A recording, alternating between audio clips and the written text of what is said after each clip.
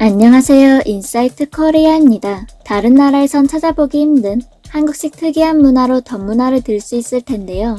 도시화되다 보니 과거와는 살짝 달라졌지만 아직도 한국인들이 사랑하는 덤문화, 심지어 콩글리시에만 존재하는 한국식 서비스는 아직도 한국 곳곳에 살아있습니다. 이를 직접 체험해본 해외 네티즌들은 대체 왜 준 거지? 라며 물음표를 띄운다는데요. 한국에서 피자 한 판을 시켰다가 깜짝 놀라 자랑한 해외 네티즌부터 도대체 한국인들이 공짜로 뭘 주는데 왜 주는 거냐는 진지한 질문글까지 지금부터 소개해드리겠습니다. 한 커뮤니티에는 한국에서 피자를 시켰다가 통큰 서비스에 깜짝 놀란 외국인 네티즌이 한국에서 피자를 주문하고 훈제치킨 한 마리를 통째로 얻었어요. 라며 자신이 시킨 피자 한 판과 서비스로 받은 훈제치킨 한 마리 사진을 인증샷으로 올렸는데요. 그러자 아마 사은품 같은 건가 봐. 한국인들은 소비자들에게 보너스를 주는 것을 좋아하지. 맞아요. 난 3월달에 거기서 몇 주 동안 있었어요. 제가 알기로 한국인들은 그것을 서비스라고 부르는 것 같아요. 영어로 하자면 서비스고 한국어로는 뭐라고 말하는지 모르겠지만 만약 여러분들이 단골 고객이라면 그들은 여러분을 단골 고객으로 계속 남도록 유도하기 위해 공짜 물건을 줄 거예요.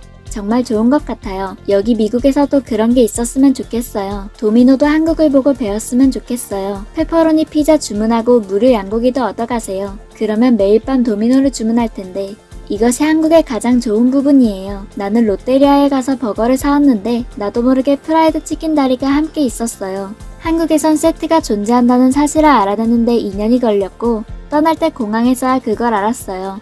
나는 한국이 그립네요. 한국 서브웨이에서 주문하면 기본으로 샌드위치에 모든 것을 넣어줘서 원하지 않는 재료는 따로 말해야 한다는 것을 나중에야 알았지 뭐야. 라며 푸짐한 한국식 서비스에 대한 자신들의 경험담을 서로 공유하며 푸짐한 한국의 서비스에 대해 놀라워하기도 했는데요. 한편에서는 그걸 콩글리시로 서비스라고 해. 서비스. 그것은 한국어로 서비스라고 불려요. 라는 등 공짜로 음식을 더 주는 것을 뭐라고 부르는지에 대해 제대로 된 콩글리시 발음을 알려주는 댓글들이 달려 한국인으로서 빵 터지고 말았는데요. 한국인들끼리는 고객에게 주는 증정품, 덤이라는 것을 나름대로 영어로 번역해 서비스라고 말하게 되었지만 사실 이런 덤 문화는 유독 한국적인 특징이다 보니 반대로 서비스라는 콩글리시 발음이 해외 네티즌들의 연구 대상이 되며 고유명사가 되어버렸네요. 실제로 한인 교포들의 이야기를 유쾌하게 풀어낸 캐나다 시트콤 김씨네 편의점에서 역시 김씨가 단골들에게 친절을 베풀며 공짜로 껌, 사탕 등을 서비스로 주는 푸근한 모습이 자주 나오는데요. 때때로는 딸 제니의 친구들 등 앞에서 민망한 상황을 모면하기 위해 서비스라며 과자를 안겨주는 코믹한 장면도 연출되기도 합니다.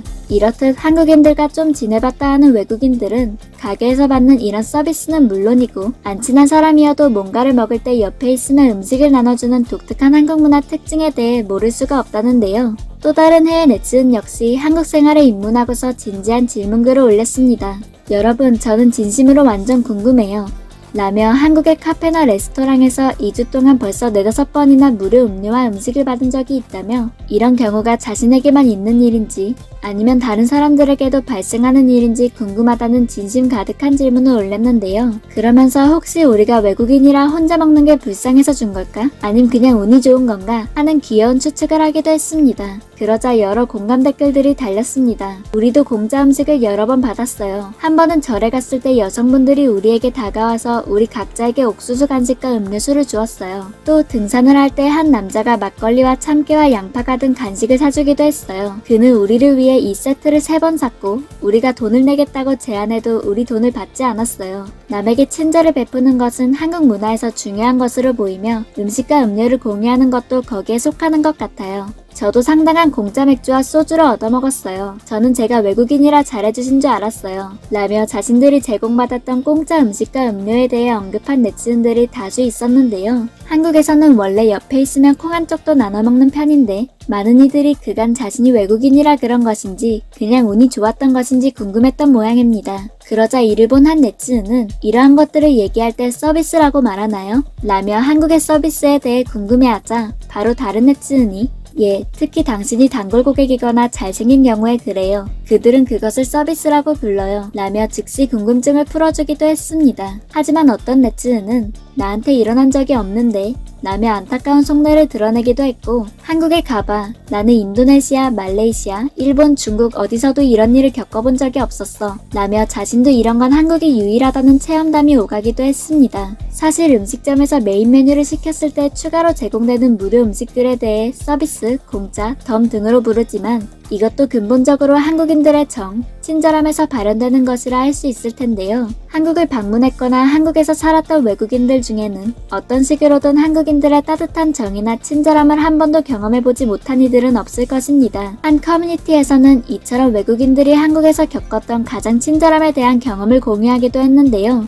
외국인들이 직접 토론해본 한국인들의 따뜻한 친절, 그리고 감동했던 이야기도 소개해드리겠습니다. 나는 서울에서 부산으로 가는 버스를 타고 있었어요. 버스는 여행 도중에 피트스톱을 했고 내 옆에 있는 노인이 내렸어요. 그는 간식을 가지고 돌아와 말없이 생수와 샌드위치를 주었어요. 저를 감동시키는 행동이었어요. 저도 당신과 비슷한 경험이 방금 떠올랐어요. 전 기차를 타고 있었는데 옆에 있던 할머니가 스낵카트에서 작은 오렌지와 샌드위치 쿠키를 사서 반을 나에게 주었어요. 그녀는 말을 많이 하지 않고 내가 기차로 얼마나 멀리 갈지 물었어요. 매우 친절했고 몇 년이 지난 지금도 그녀가 기억이 나요. 말 그대로 한국에 처음 온 날인 5, 6년 전, 저는 방금 도착하여 살 곳을 찾는 동안 일종의 호스텔에 있었어요. 화요일 새벽 2시 같았는데 방금 깨어나서 서울이 어땠는지 정말 궁금해서 그냥 밖에 나갔어요. 나는 모든 네온불빛과 간판, 상점과 모든 것에 매료되어 몇 마일을 걸었어요. 그런 다음 무작위로 젊은 네팔인, 방글라데시인, 한국 건설 노동자들로 구성된 그룹이 저를 그들과 함께 앉아 식사하도록 초대했었어요. 그들은 점점 더 많은 소주를 주문했고 내가 그것을 알기 전에 우리는 완전히 취할 뻔했어요. 한국과 삶에 대해 얘기하면서 즐거운 시간을 보냈죠. 나는 현금이 없었는데 그들은 모든 것을 지불했어요. 그게 내 첫날이었고 수년이 지난 지금도 비슷한 경험을 하지 못했어요. 몇 년 전 울산 외곽의 간절 곳에서 새해 일출을 보고 싶었어요. 경기에서 울산까지 버스를 타고 전날 밤에 택시를 타고 해변으로 나갔었어요. 경내를 돌아다니는 동안 한 남자가 가족 사진을 찍어달라고 부탁하고 감사의 마음으로 순대를 사주고 어디에 머물고 있는지 물었어요. 내가 아직 숙소를 마련하지 않았다는 말을 들었을 때 그는 내가 자신의 농가에 머물라고 제안했고 아침에 나를 해변으로 데려다주기 위해 일찍 일어나서 함께 일출을 본 후 다른 해변으로 데리고 가줬어요. GS25 아줌마는 열심히 공부하는 동안 항상 내 건강에 대한 애정과 관심으로 나를 맞아주셨어요. 지금 그녀가 그리워요. 라며 저마다 한국에서 자신들이 경험했던 한국인들의 친절함에 대해 구체적으로 밝히며 따뜻한 한국인들에게 받았던 고마웠던 순간들을 앞다투어 공유했습니다. 한 네티즌은 저는 몇 년 전에 한국에서 영어를 가르쳤어요. 한국 여행은 처음이었고 학교에서 정한 하룻밤의 호텔 주소가 한국어로 된 것뿐이었어요. 인천에서 출발하는 버스에서 한 한국 남자가 내가 어디에서 왔는지 물었고 대화를 시작했어요. 버스가 서울에 도착했을 때 새벽 2시 같았고 주변에는 택시가 없었어요. 그 남자는 나에게 기다리라고 했고 길을 따라 모퉁이로 돌아서 나를 위해 택시를 타고 돌아왔어요. 그는 내 호텔 주소를 보고 택시에게 어디로 데려가야 하는지 알려주었습니다. 나는 그 남자를 다시는 보지 못했지만 믿을 수 없을 정도로 멋진 몸짓이자 한국에서의 첫 상호작용이었어요. 뉴욕시에서 지하철 노선도를 보고 혼란스러워하는 외국인을 볼 때마다 이제 저도 그 친절을 갚으려고 합니다. 라며 한국인에게 받았던 친절을 갚으려 노력한다고 고백하기도 했습니다. 누군가에게 베푼 친절이 누군가를 변화시키고 그 결과 도움이 필요한 또 누군가에게 계속해서 이어진다는 것 정말 멋진 일이 아닐 수 없을 것 같습니다.